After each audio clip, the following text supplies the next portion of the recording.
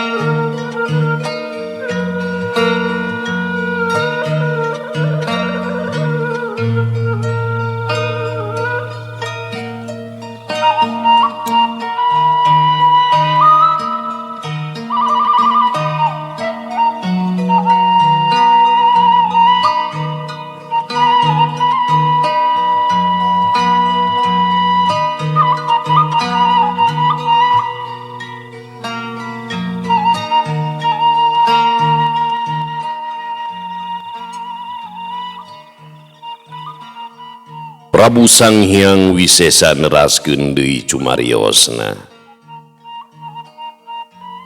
Ku ayana kitu, wayahna hidup kudu lunta ka alam manusia Di alam manusia hidup kudu nalung ti ketakna para siluman.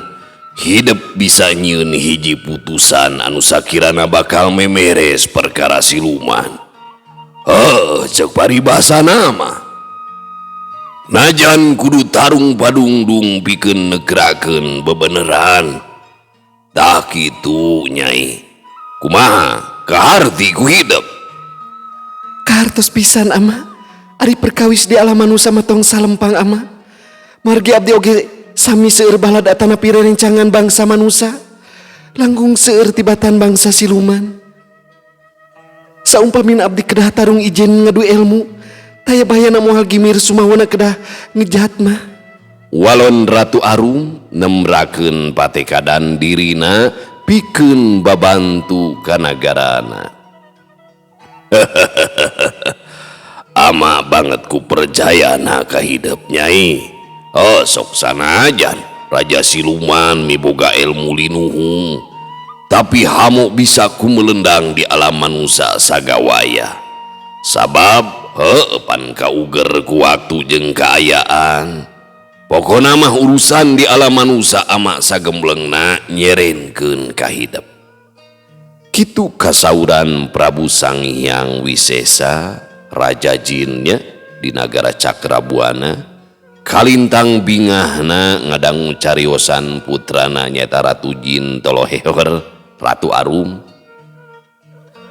Ratu Oces anu ngabandungan caritaan Ratu Arum sareng Ramana asa kahatean meureunnan.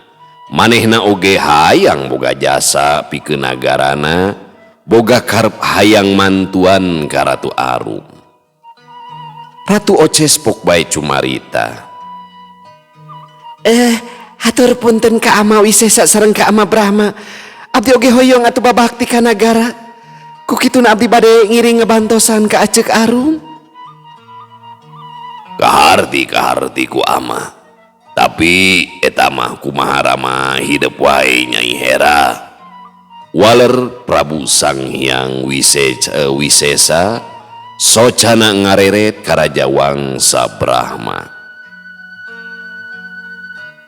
Ari ama mah kumaha biang hidup Nyai?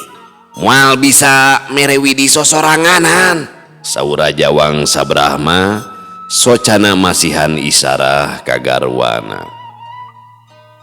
Den sepuh Sulastri teras bae cumarios. Pikeun ibu mah jig teuing ngarah boga luang jeung pangalaman. Milahur daya di imah oge ukur ngageulis bari jeung juta jete. Kawas hayam keur kumaha kar. Katawis den sepuh Sulastri teh gumujeng ngaheureuyan ka putrana. Ibu masuk ngisinkeun ih. Beungeut Ratu Oces atra bareube. Dengekeun ku hidup ya Nyai. Mangka hade ini ka alam manusia teh lain rek ulin nganteur ka suka. Tapi mi boga pancen anu tangtu nyaeta pikeun maluruh ketakna bangsa siluman nu aya di alam manusia. Ieu perkara teh pan kacida gede resikona. Sabab bakal adu hareupan atawa patelak jeung para siluman. Ku hal eta ama papatah ka hidup. Omat kudu turut tumut ka si Nyai Arum. Anggap bae si Nyai Arum teh lanceuk hidup lantaran si Nyai Arum apan geus biasa cicing di alam manusia. Pokona mah sagala rupana kudu menta bolong-bolongan ka si Nyai Arum. Kitu kasauran Raja Wangsa Brahma masihan wejangan ka putrana nyaeta Ratu Oces. Unyuk sumangga ama, abdi sejangin ngestokeun pisan. Moal wantun baha ka si Aceuk Arum. Walon Ratu Oces kacida bungahna bisa nganjang deui ka alam manusia teh bisa babarengan jeung Ratu Arum. Sok komo para sepuhna ayeuna geus merewidi ka dirina.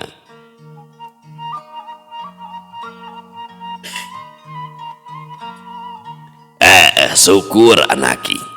Ama jeung biang hidup teh ngarasa bunga jeung reueus. Hidup geus boga itikad anu kacida hadena nyaeta hayang babakti ka nagara. Tapi amak mual juga gitu wae ngajurung hidupnya baka alam manusia sabab kangaranan hirup di alam manusia kacida bedana pan jeung kahirupan bangsa jin. Jadi amak terek mahanan perhiasan atau masker bekal di alam manusia. Di bangsa urang mah barang nu kitu teh pan geus jadi kailaharan. Tapi ari di alam atau bangsa manusia mah miboga ajen pangaji anu kacida gedena. Tah samemeh init ke alam manusia kade ulah poho mawa perhiasan emas keur bekal di ditu leuwih hade di mah ku hidup serenkeun bae kasih Nyai Arum heukeun we lanceuk hidup anu bakal ngatur nama. Raja Wangsa Brahma panjang lebar dina cumariosna minangka pangdeudel ka putrana nyaeta Ratu Oces. Ratu Hera ada dengaran asli namanya palawargi sami Ratu Jin. Dina saah eta oge Raja Wangsa Brahma bade mahanan perhiasan emas kanggo bekal putrana salami aya di alam manusia. Hatur nuhun pisan ama, salaresna pisan anu langkung apal masih Aceuk Arum, sekali dihatur nuhun ama. Ratu Oces berenang bunga bari jeung sedih buki bunga di ngadangu kasauran ramana kitu teh. Kang Wisesa rupina mah mung sakitu bae pangdeudel tirai mah langkung namah mangga bae nyangahkeun ka Kang Wisesa. Saur Raja Wangsa Brahma socana ngareret ka Prabu Sang Hyang Wisesa. Oh akang ge tos moal nyariosna naon deui Rai. Kun sagala rupana mah urang serenkeun bae ka si Nyai Arum. Keke ari hidup iraha areknya bade ka alam manusia teh Nyai. Prabu Sang Hyang Wisesa gumujeng ngadangu cariosan Raja Wangsa Brahma teras bae anjeunna tumaros ka Ratu Arum. Abdi moal tiasa miceun waktu selami ama. Ayeuna kene oge bade teras jengkar ke alam manusia. Walon Ratu Arum masihan kacindekan karamana Prabu Sang Hyang Wisesa. Sok bae geura indit cing rintih darapti kudu asak jejehan salila aya di alam manusia nya diduakeun ku ama cing rahmat salamet sarta hasil sakabeh pamaksudan. Kitu saur Prabu Sang Hyang Wisesa teu masihan pepeling ka putrana. Hatur nuhun pisan ama, ayeuna kene abdi seja amitan. Ratu Arum teu baca carita deui. Harita keneh amitan ka para sepuhna oge kanu araya di dinya. Pon kitu deui Ratu Oces sarua amitan dih ka sepuhna jeung kanu sejena. Samemeh ninggal ke negara Cakrabuana, Raja Wangsa Brahma mahanan perhiasan emas ka Ratu Oces minangka keur bekel di alam manusia.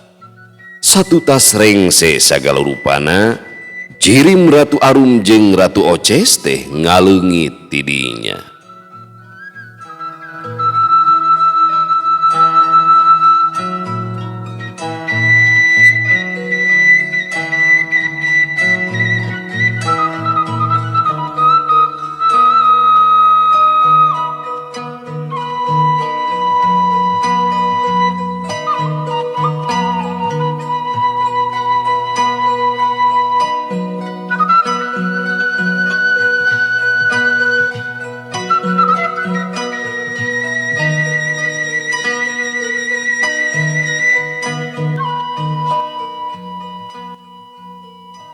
Gancangna carita Ratu Arum jeung Ratu Oces geus aya deui di imah Ambu Esin.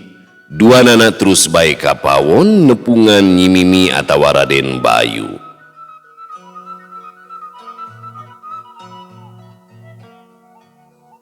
Tos ka dieu deui geuningan Aceh.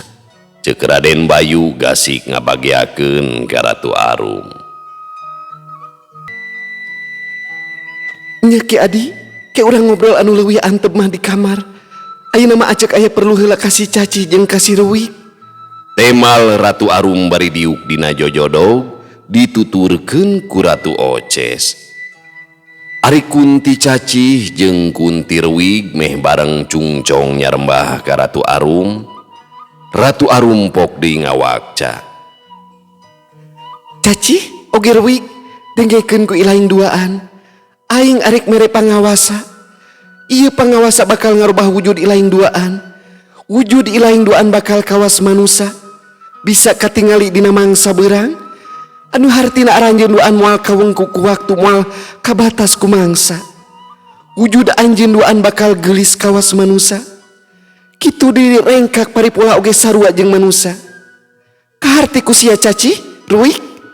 Panon Ratu Arum neuteup ka eta dua Kunti. Kahartos pisan Kanjeng Ratu. Temal Kunti Cacih beungeutna bear marah mai awahing ku bungah meureunan ngadenge dirina rek jadi awewe geulis teh. Udah asal mah goreng patutnya kuntilanak.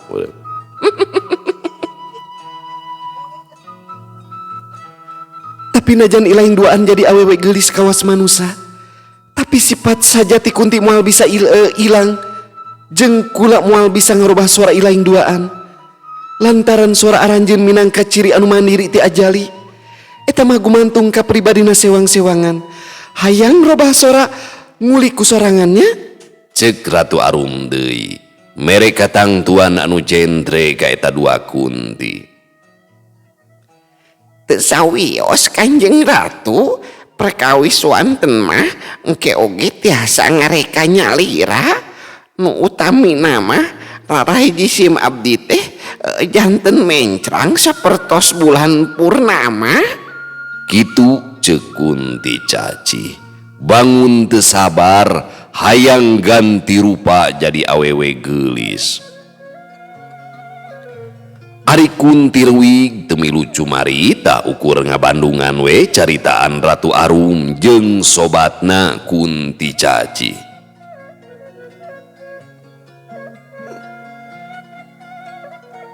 Samemeh kula nibankeun pangawasa ka ira laing duaan. Aya perkara anu kudu dijalankeun ku ira laing duaan. Kahiji, satu tas kula rengse nuhunan pancen di alam manusia. Anjeun duaan rek dibawa ka nagara jin, di ditu aranjeun duaan bakal jadi emban. Anu kaduana, aranjeun duaan teu meunang beger atawa kawin salila kumaha ka diri kula. Satu tas babakti salila 100 tahun. Anjeun duaan kakarek bisa atawa diwenangkeun boga salaki. Sing saha anu ngarempakan eta aturan bakal balik deui jadi Kunti kawas bihari. Kitu pok-pokanana Ratu Arum merek hiji kacinegan ka Kunti Cacih jeung ka Kunti Rewig. Kunti Cacih jeung Kunti Rewig ukur silih pelong kawas anu ngarasa seunggah ku saratna ulah kawin teh. Kunti Cacih ngaharewos ka Kunti Rewig. Rewig, lamun urang duaan teu bisa kawin, palang siang bungaok urang duaan bakal bulukan deuleuh. Nyaho teuing atuh neneng, uing mah teu apal kana perkara goib. Temal Kunti Rewig sarua ngaharewos ka Kunti Cacih. Nya ngaharewos gitunya. Sok sanajan silih harewos tapi sakabeh caritaan Kunti Cacih jeung Kunti Rewig teh atra kadengieun pisan ku Ratu Arum jeung ku nu sejena. Raden Bayu atawa Nyi Mimi jeung Ratu Oces nepikeun ka ngagagak seuri atuh kagugu ku caritaan eta dua Kunti. Dasar Kunti cengus ya mah Cacih, make jeung aya bungaok-bungaok sagala di. Manya aya bungaok bulukan sia teh. Sok dieu dariukna pindah ka deket kula. Ceuk Ratu Arum. Panona muncereng ka Kunti Cacih jeung ka Kunti Rewig. Dua Kunti ngagesor ngadeuketan ka Ratu Arum. Satu tas aya hareupeun Ratu Arum, dampaleungeun Ratu Arum diantelkeun kana tarang eta dua Kunti. Panon Ratu Arum peureum ari biwirna ngunyem mapat kalimah pamakena. Sajongjonan mah kayaan teh jadi jembling ukur kadeng ambekan we nu pati ngaharega. Heuleut sawatara waktu tina sirah Kunti Cacih jeung Kunti Reuwig kaluar haseup hideung beuki lila beuki kandel meh minuhan rohangan pawon. Marengan leungitna haseup hideung jirim dua Kunti anu sajati teh ngaleungit. Dua Kunti ngajangelek jadi dua wanojang ora anu miboga rupa rancunit geulis kasebutna. Kunti Cacih jeung Kunti Reuwig malih warni jadi awewe kawas manusa. Tah ayeuna mah anjeun duaan geus robah jadi awewe kawas manusa. Omat kudu inget kana papatah kula. Ceuk Ratu Arum bari ngusapan kesang dina tarangna. Kunti Cacih jeung Kunti Reuwig teu nemahalan duanana ukur silih pelong. Kunti Cacih colohok ningali beungeut Kunti Reuwig anu jadi sakitu geulisna teh. Kitu deui Kunti Reuwig sarua molohok ningali beungeut Kunti Cacih jadi mencrang. Belenyeh eta dua Kunti anu geus robah jadi geulis teh sareuri.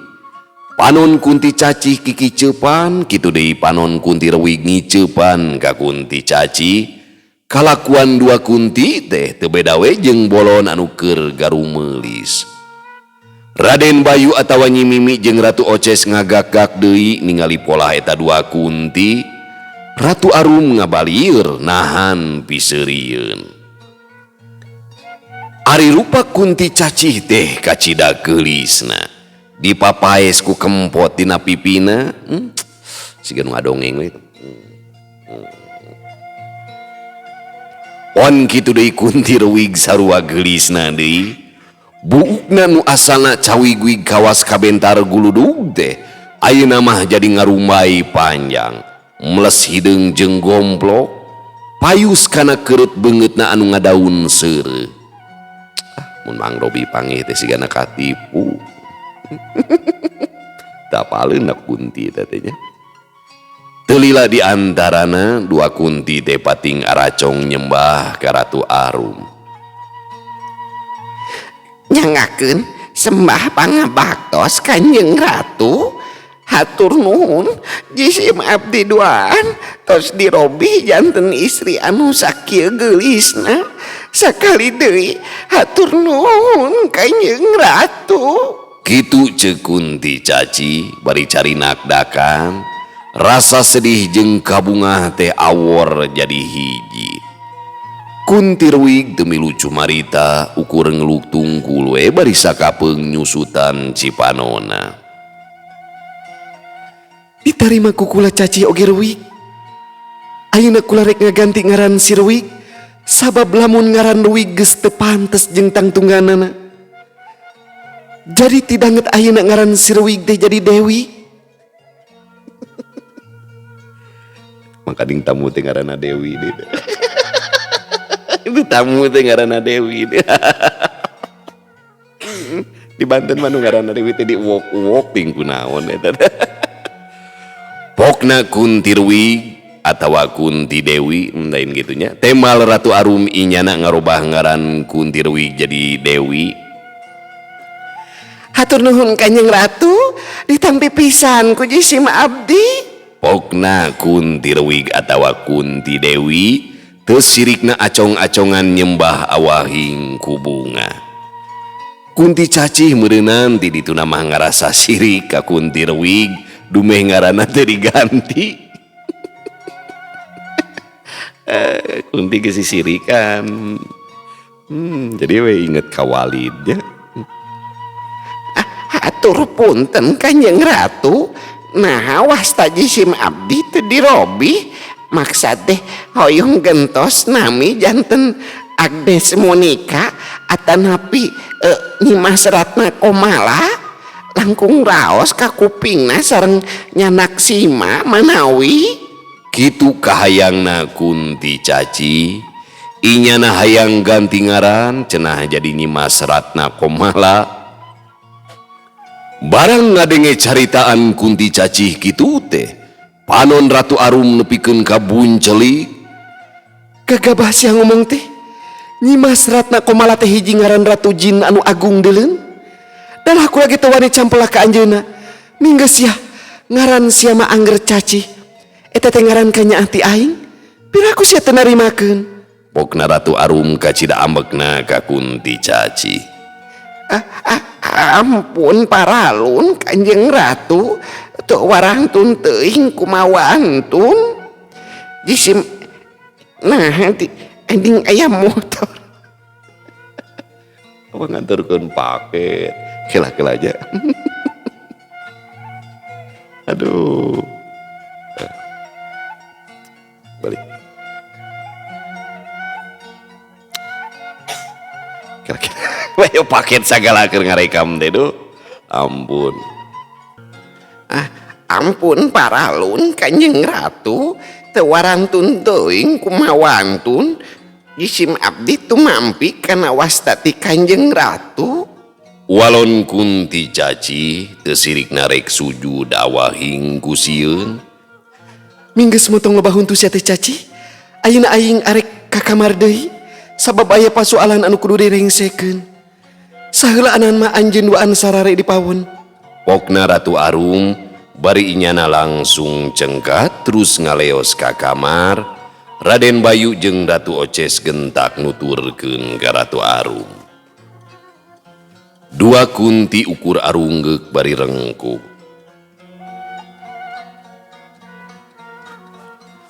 Uing mah moal nyebut Dewi ka ilaing teh angger bae ruwig. Cek Kunti Caci keukeuh aya rasa sirik meureunan ka Kunti Rewig. Panon Kunti Caci rutret ningali kana buu Kunti Rewig anu kacida gomplokna. Keun bae neneng, ruwig mah da sidik ngaran uing. Temal Kunti Rewig bisa ngamalum kana omongan Kunti Caci. Halus keneh ruwig keur ilaing mah ngaran Dewi mah keur tukang jibrut. Cek Kunti Caci semunga hinis meureunan sirik. Tiga bolon pokoknya mah. Jadi gambaran Kunti Caci teh lucu gitu, pikasieun tapi lucu siga bolon gitu. Naon ari jibrut teh neneng? Tarang Kunti Rewig kerung teu ngartieun kana caritaan Kunti Caci. Dasar Kunti boloho ilaing mah ari ngaran Dewi tapi otak si ruwig keneh. Pokna Kunti Caci bari jebi. Heuh rumah sawing mah boloho neneng. Cing naon jibrut teh?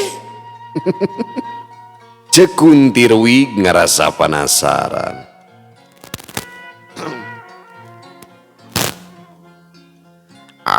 Percuma di bejaan oge ilaing moal ngarti.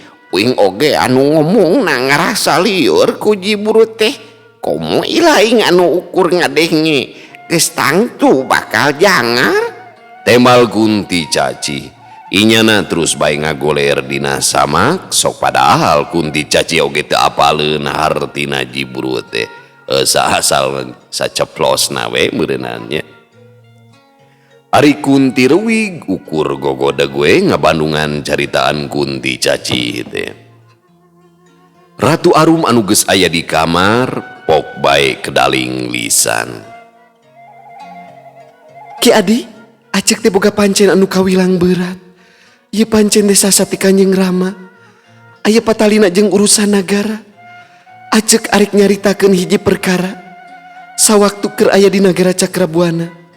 Susuganan Ki Adi boga bolongan keur aceh. Mangga acek geura balaka wae. Walon Raden Bayu atawa Nyi Mimi. Teu miceunan waktu lila Ratu Arum teh nyaritakeun lalakon basa keur aya di nagara Cakrabuana. Kabeh dicaritakeun ku Ratu Arum taya nu kaliwat. Tak kitu lalakonna mah Ki Adi. Ratu Arum mungkas caritana. Sajongjonan mah Nyi Mimi teh ngahuleng mikiran caritaan Ratu Arum. Tetela pasoalan anu karandapan ku nagara jin Cakrabuana teh kacida banggana. Tapi Nyi Mimi boga pamikir inyana salaku manusa sayaktina geus tangtu miboga kakawasaan anu leuwih punjul tibatan bangsa siluman. Inget kalebah dinya pok bae nyimimi teh ngawakca.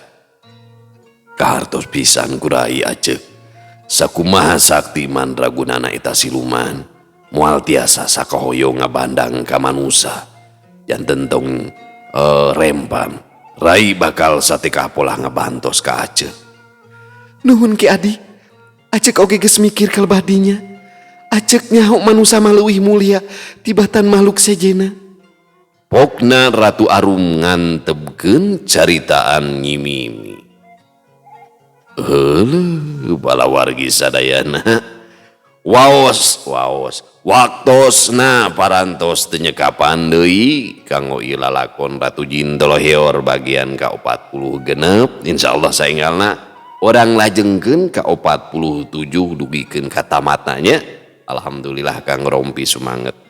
Margi kitu salah sawios bentuk apresiasi kanggo Kang Rompi sebagai pengarang. Nah yuk urang udunan 2000 ewang kana dana teh gadinya sadongeng 2000 perak sadongeng gitu. Mudah-mudahan sing namih-namih sumanget kanggo teras berkarya dina ngarang dongeng anu tiasa ngahibur urang sadayana oge nya pala wargi sadayana. Mugia doakeun Kang Rompisnya sing janten ladang amal karya nanti kang urang sadayana ngadongeng zaman kiwarimanya teu sapertos kapungkur dina radio bari jeung aya sponsor iklan tarason bapak nama gitu baheula lamanya raos gitu ngadongeng na radio teu mararancok dah sakitu anu kapihatur hapunten anu kasuhun. Bobot sapanon carang sapakan cag urang tunda di Hanyuang siang urang teuneun di Haneuleum sieum paranti nyokot ninggalkeun mangsa datang ka sampeur deui. Wallahu muwaffiq ila aqwamit thoriq. Wassalamu alaikum warahmatullahi wabarakatuh.